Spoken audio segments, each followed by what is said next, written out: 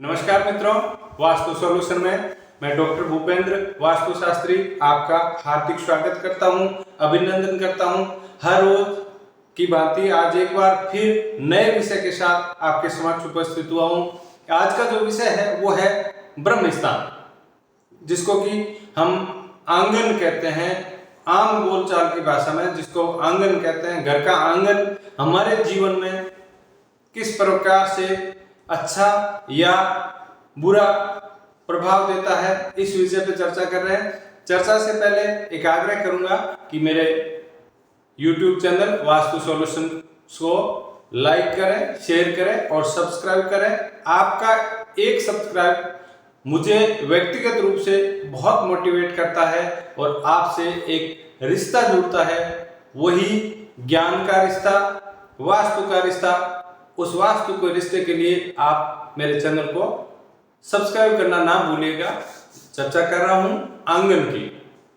दोस्तों, आंगन जितना बड़ा होगा, जितना खुला होगा, उस परिवार में व्यक्ति उतना ही सुखी होगा, व्यक्ति उतना ही शांतिपूर्ण जीवन व्यतीत करेगा। इसलिए आप किसी भी प्राचीन भवन को देखिए, परखिए, कहीं पर भी जाके देखिएगा, चाहे वो गढ़ है, किला है, हवेली है या छोटे से छोटा भवन है, उस भवन में आंगन को विशेष महत्व दिया गया है। उसके पीछे एक ही कारण है कि भवन की जो आंतरिक ऊर्जा होती है, जो भवन के अंदर जो पॉजिटिव एनर्जी होती है, वो सेंटर पॉइंट से ही उत्पन्न होती है, जिसको कि ब्रह्म स्थान कहते हैं। एक छोटा सा एग्जाम्पल देता हूं कि अगर किसी व्यक्ति की नाभि में किसी भी प्रकार का छोटा सा भी दोष हो गया तो उस शरीर में सारे के सारे रोग धीरे धीरे पनपने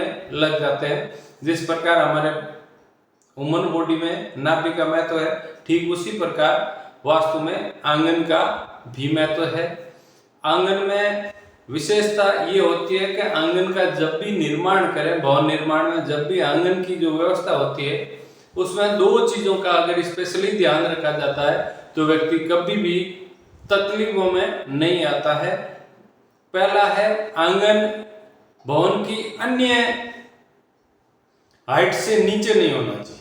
खास करके आंगन भवन की अन्य जो प्लिंथ है, उस प्लिंथ से नीचे नहीं आना चाहिए। ये विशेष ध्यान रखने की बात है। दूसरा है कि भवन के बीचों बीच जहां आंगन या ब्रह्म स्थान होता है, उसके अंदर से किसी प्रकार की सीवरेज लाइन, कोई खड्डा या कोई पाइप लाइन या कोई भी खोखली चीज नहीं होनी चाहिए। अगर दो बातों का ध्यान रख लिया जाता है आंगन में, तो व्यक्ति उस घर की वास्तु में काफी हद तक सुधार का माना जाएगा, यानी कि वास्तु उसकी काफी हद तक अच्छी होगी। करके देखिए, परख के देखिए और परिणाम सुखद प्राप्त होंगे, ये मेरा वादा है। जय माता दी, धन्यवाद।